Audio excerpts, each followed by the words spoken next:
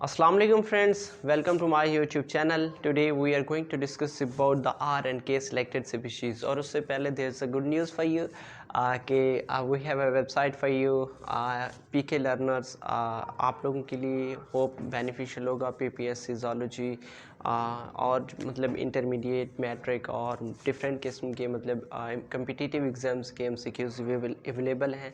Link आपको description में मिल जाएगा, आप विज़िट कर सकते हैं। आर सेलेक्टेड एंड के सेलेक्टेड स्पीशीज़, उससे पहले हमें पता होना चाहिए कि कैरिंग कैपेसिटी क्या है। कैरिंग कैपेसिटी मतलब एक पॉपुलेशन है या फिर एक हैबिटेट की बात कर लें, उसके अंदर कितने पॉपुलेशन रह सकते हैं, उस हैबिटेट की कैपेसिटी कितनी है कि कितने पॉपुलेशन उसमें आ सकते हैं। इस चीज़ को हम क्या कहते हैं, कैरिंग कैपेसिटी कहते हैं। और इसका जो फार्मूला है वो ये है DN/DT, ठीक है, ये पॉपुलेशन चेंज को मेंशन कर रहा है। और उसके अलावा RN जो है ना ये कैरिंग कैपेसिटी को शो कर रहा है, और इसमें जो N है वो नंबर ऑफ क्या है, पॉपुलेशंस है, ठीक है, और K कांस्टेंट है। तो ये देखें, ये ग्राफ है, इसके मुताबिक ये है कि number of species in population वो क्या होगी, इंक्रीज़ होगी, ठीक है।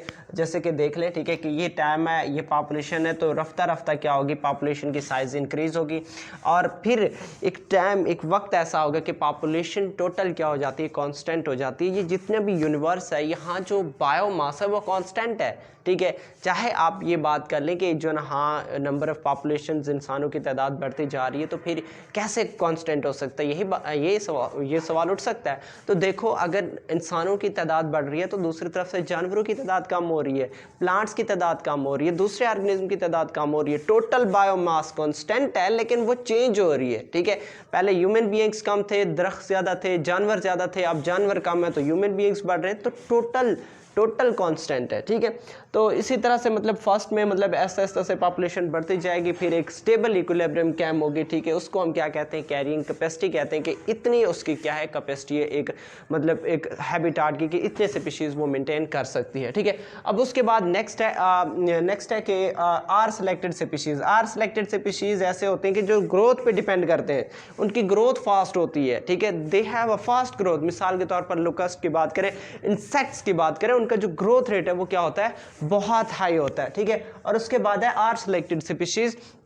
आर सेलेक्टेड स्पीशीज ऐसे स्पीशीज होते हैं जो कि उनकी कैरिंग कैपेसिटी पे डिपेंड करती है कि इकोसिस्टम में कितने, एक इकोसिस्टम में एक हैबिटेट में कितने इंसेक्ट्स एनिमल आ सकते हैं, वो उस पर डिपेंड करता है। कैपेसिटी होती है, एक स्पेसिफिक लिमिट होती है, ठीक है। मिसाल के तौर पर एलिफेंट की बात करें, ह्यूमन बीइंग्स की बात करें, और कुछ स्पीशीज़ ऐसे होते हैं कि जो दोनों कंडीशंस में आ जाते हैं, ठीक है। मिसाल के तौर पर सी टर्टल की बात करें, वो आर सिलेक्शन में भी आता है और के सिलेक्शन में भी आता है। अब वो इस तरह से कि इनकी जो ग्रोथ रेट होती है वो काफ़ी ज़्यादा होती है, इनकी मतलब ग्रोथ रेट नहीं, सॉरी, इसकी कि इनकी एज ज़्यादा होती है। और अगर हम बात करें कि ये पेरेंटल केयर नहीं होते, इनमें वीक डेवलपमेंट होती है, ठीक है, तब हम इस केस में मतलब दोनों आर सेलेक्टेड में भी और के सिलेक्टेड में भी शामिल कर सकते हैं। मिसाल के तौर पर यहाँ से आपको क्लियरली वाज़ेह हो जाएगा इस एग्जांपल से।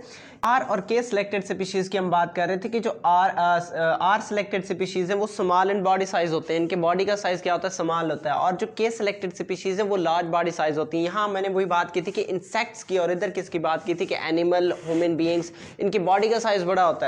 और हमने बात की थी कि इनके हायर रिप्रोडक्टिव रेट होते हैं, रिप्रोडक्शन उनकी हाई होती है, और उसके अलावा उनकी क्या होती है, स्लो रिप्रोडक्शन होती है। मिसाल के तौर पर अब ह्यूमन बीइंग्स की बात करें, 28 डेज में मतलब ज़्यादा से ज़्यादा मतलब 28 डेज में एक बेबी प्रोड्यूस होता है, लेकिन उनकी जो ग्रोथ रेट है, बैक्टीरिया की ग्रोथ रेट इतनी फास्टेस्ट होती है, ठीक है। और उनकी डिस्पर्शल पावर हाई होती है, डिस्पर्शल रेट होती है, इनकी क्या होती है, बहुत कम होती है। और इसी तरह से ये डेंसिटी इंडिपेंडेंट होते हैं, किसी चीज़ पे भी डिपेंड नहीं करता कि इनकी नंबर कितनी है, ठीक है। और इनका डिपेंडेंट होता है कि एक स्पेसिफिक इकोसिस्टम के अंदर एक स्पेसिफिक ऑर्गेनिज्म रह सकते हैं, एक स्पेसिफिक उनकी लिमिटेशन होती है, ज़्यादा नहीं रह सकते।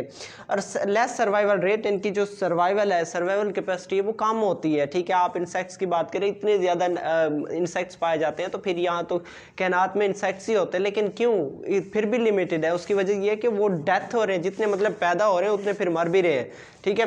और उसके अलावा जो ना इनमें नो पेरेंटल केयर होती है। एक दफ़ा जो बच्चे प्रोड्यूस होते हैं या एग प्रोड्यूस होते हैं, उनकी कोई मतलब उनको केयर नहीं किया जाता, पेरेंट्स की तरफ से उनकी कोई केयरिंग नहीं होती। लेकिन इस साइड पे हायर पेरेंट केयरिंग होती है। मिसाल के तौर पर ह्यूमन बीइंग्स की बात कर लें। और उसके अलावा इनकी फास्ट मैचुरेशन होती है। जब लाइफ स्पेन कम होती है तो इनकी मैचुरेशन रेट भी तो हाई होगी, ठीक है, लेकिन उनमें मैचुरेशन रेट की बहुत लेट होती है, जैसे कि ह्यूमन बीइंग्स को आप इसमें इंक्लूडेड कर लें। अच्छा, एक है कि एक होता है एक्सपोनेंशियल ग्रोथ रेट और दूसरा होता है लॉजिस्टिक ग्रोथ रेट, ठीक है।